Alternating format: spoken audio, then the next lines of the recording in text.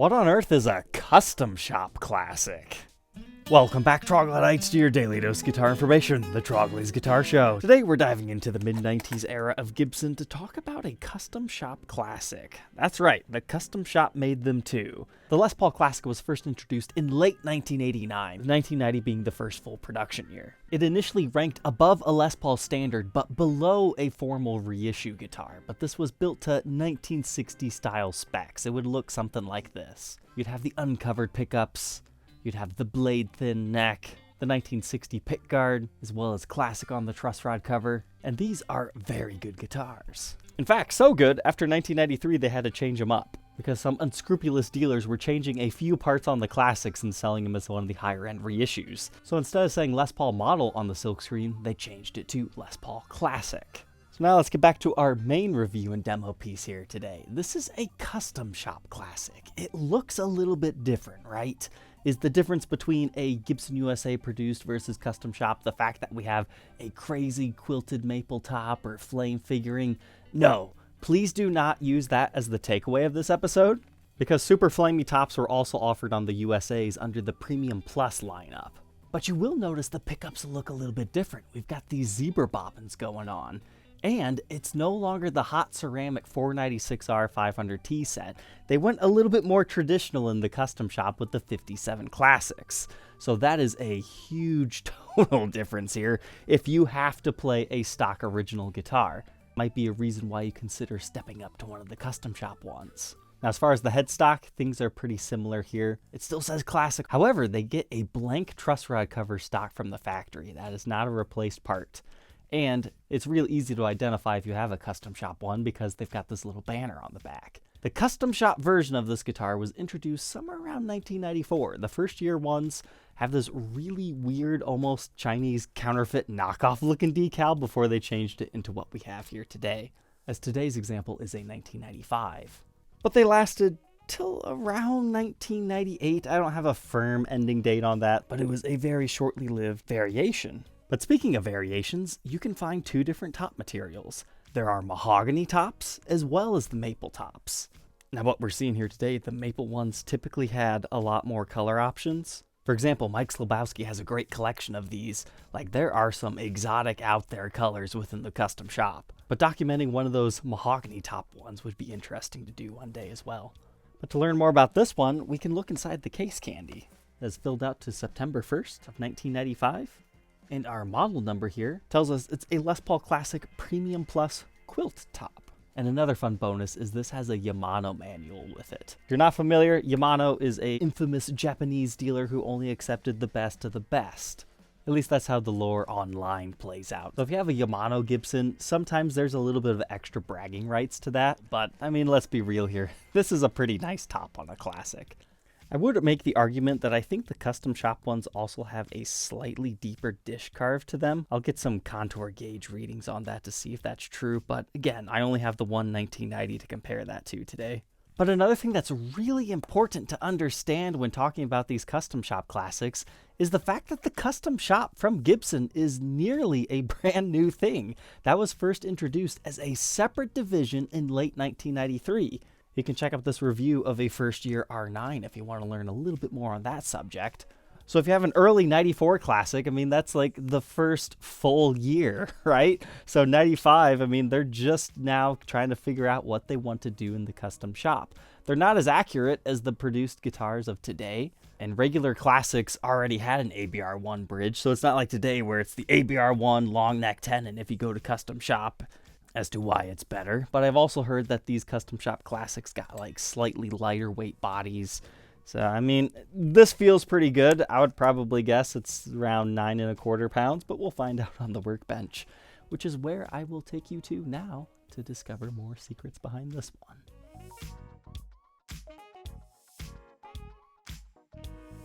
Cleaning this up definitely helps show the top carve. I think where you guys will be able to see it is right here where the pickguard would be.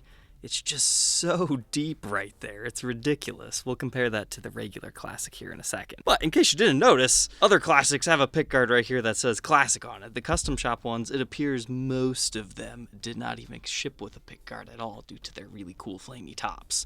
So add that to another one of the differences. But let's go ahead and check out these pickups. They're zebra bobbined, but this one is a little bit more yellow than the rest of the plastic. But sure enough, internet knowledge is correct. These come stock with 57 Classics. So that's going to be an Alico pickup rather than the ceramic magnets, which honestly, I'm surprised the regular Classics didn't come with these pickups to begin with. So now I'm glad I know the custom shop ones have these. So we get 8.13 k ohms in the bridge, 8.19 in the neck, and 4.08 in the middle. That's a little bit hotter than most 57 Classics. So I'd be curious if anybody has like an old pamphlet sheet. If they happen to have called them something else and people have just been calling them 57 Classics mistakenly. Unfortunately, we can't see through to the spacers or magnets. So that's as far as we can go. But here we can confirm these are short neck tenons. You would think the custom shop would get the long neck tenon, but you gotta remember, all that stuff was very new. They probably didn't want to run into the same problem that they just had with the Classics, and they wanted the true historic reissues to have a chance to shine in a different spec. And here's a look at that bridge pickup cavity. I didn't see any markings, but you can see your two-piece maple top and your mahogany body. The zebra bobbins are a unique touch because even in the modern day, the Classics come with pickups that look like that. Now, bridge and tailpiece, Classics normally come with an ABR one, so this is not necessarily anything special. It's also mounted historically with no bushing in the body. We've got a full weight tailpiece on this one. And as far as your controls, just regular 2 volumes, 2 tones. You can see we've got some light internal cracking within the knobs, but that's common even on today's. And you get the pointers on each knob. Now, being a consignment piece, this one is for sale, so if you're curious about the condition, it's pretty clean in this area, but you've got a couple of nicks and impressions where your arm rests. Somebody might have had a bracelet or something on. And then we've got some impressions underneath the tailpiece there. Quite a few light nicks and dings around your knobs. But easily the worst thing cosmetically on this guitar is right there. Not sure how that happened, but there is a pretty sizable gouge. But thankfully this really wide and active top does a good job of hiding most of that. This really reminds me of something Slash would play. Mainly because he likes to put his zebra bobbin pickups in there too. And you gotta remember, Slash was a very popular guy at this time. He's one of the reasons why the Les Paul came back into fashion in the 90s. Here's a look at that top carve on the contour gauge. Now keep in mind this is where the pickup route is, so the top doesn't actually sink down like that, but you can just see how deep of a dish that has. It really goes up. So compare this to the other Classic and you can definitely see the difference. It still has a little bit of that dish, but it doesn't go quite far as down in this area before swooping back up. That's not something your regular buyer would probably notice, but to a Les Paul aficionado, it's the small details that stand out on the custom shop guitars like these. But moving on from our mahogany body, maple top, we've got that mahogany neck with the rosewood fretboard. This appears to have the same inlay style. We're not quite to that era where they're complete snot green, but they've got a little bit of yellowing to them. I especially like this one. There's so much swirling going on to that. But our frets polished up beautifully. There's like some weird gunk on these top ones. But as is common, we've got the fret sprout cracks on the edge of the binding. As far as our specs, the nut is 1.67 inches. 2.04 at the 12th. Devastatingly thin, 0.8 first fret neck depth. And only 0.9 by the 12th. Here's a look at that thin neck profile. Still a C shape. If you like tiny necks, and you cannot lie, this is one for you. I was reading Slabowski's article on this, and he was hypothesizing the reason why they offered such thin necks and why everybody was after these 1960 reissue styles, because they were all coming off their super shredder guitars that have these ultra even tinier necks. So trying to transition into a larger Les Paul, it took some time, because nowadays most people seem to prefer that like 59 or larger neck profile. At the end of the day, it's just personal preference on what neck profiles you like. But it's your regular 24 3/4 inch scale with 12-inch fretboard radius. Our headstock's in beautiful shape. Now if you get it in the light just right, you can see there's some string change scratches. Outlines around the Gibson logo are how you know it's real. And here's a closer look at the Les Paul Classic silkscreen with our vintage Clusen style tuners. Truss rod appears to be in great shape. And a look at our special blank truss rod cover. So premium. Moving on to the backside, you always hear things like, oh, better wood quality. But on this one, I mean, you can tell it's got some really nice wood grain, and if you catch it in the light just right, there is some light movement to it, especially in this area right there, maybe a couple of bird's eye like patterns. But this thing has definitely seen play. It's got buckle worming pretty much across the entire back, as well as scratches and other various impressions. There's a slightly better lighting situation where you can see that wood dance around and some of the nice wood grain. As far as our wiring, looks like your typical 90s era stuff. Maybe not the cleanest solder work. However, from what I've seen, this does appear to be original. And we have one visible pot code dating it to 1995, the 20th something week. This is very shortly before they switch into the Gibson branded pots. I suppose another question we should be answering in this episode is what makes the Custom Shop Classic different from a reissue? Well, you've got the thick binding and the cutaway still. That's what the Classic did. Thin binding would be more historically accurate. You can see our plastic output jack plate has chipped in the corner. And to continue on that conversation, trust me, a Custom Shop Classic nowadays on the vintage market is going to cost you a lot less than an early year historic reissue. We also don't have those tortoiseshell colored side markers. Moving up the back side of the neck, you've got some dings and minor impressions. So not perfect by any means. There's a look at our Custom Shop decal. Our double line single ring vintage style Clusen tuners, and our serial number dating this one to 1995. And we can document that small ding up here at the top. Now it's time to move on to the Blacklight Test to see if we have any clear coat rub or refinishing or hidden repairs. So far the top is looking pretty good. You've got a little bit of sweat absorption right here, very common area. And the rest is looking the way I would expect to see. Face of the headstock, similar story here. All looks to be as expected to me. The back of the body is also pretty clean. Maybe a little bit of clear coat rub there.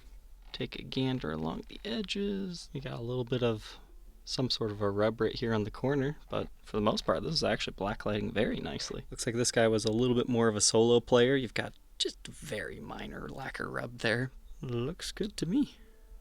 That one passes. Cleaned up and restrung. How much does it weigh? 9 pounds, 6.3 ounces. Not the heaviest, not the lightest, somewhere in between. Let's go ahead and hear how this Custom Shop Classic sounds with the 57 Classic pickups.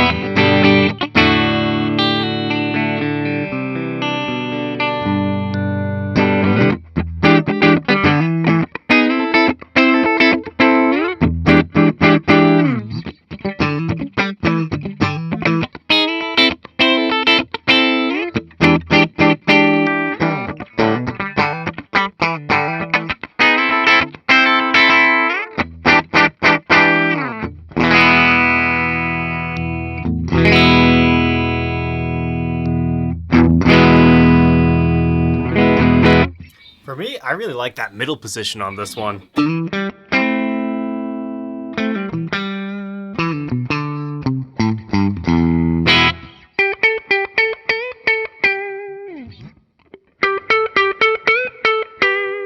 neck pickup has a nice hollow sound to it.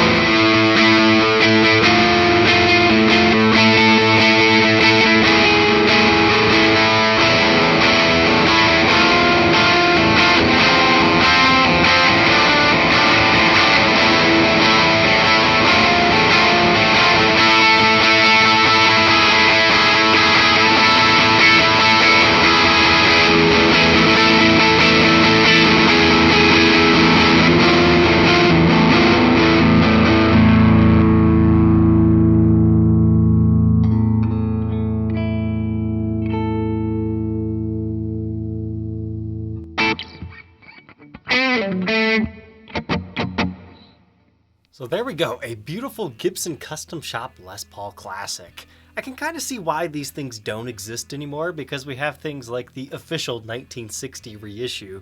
So if you're looking for a model that I highly doubt Gibson will ever bring back, a Custom Shop Classic, this would be one of those.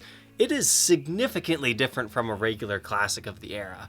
Kind of what we were talking about, that really deep dish top carve, and you can find some cool colors. But if you're interested in this one, it is here on consignment. However, I do want to make note, this one plays best with medium to low action, because if you try to lower it any further beyond this, it just gets really fret buzzy. There is a little bit of post/bridge lean going on here, so I'm not sure if that has something to do with it, or if the frets need to be leveled and recrowned.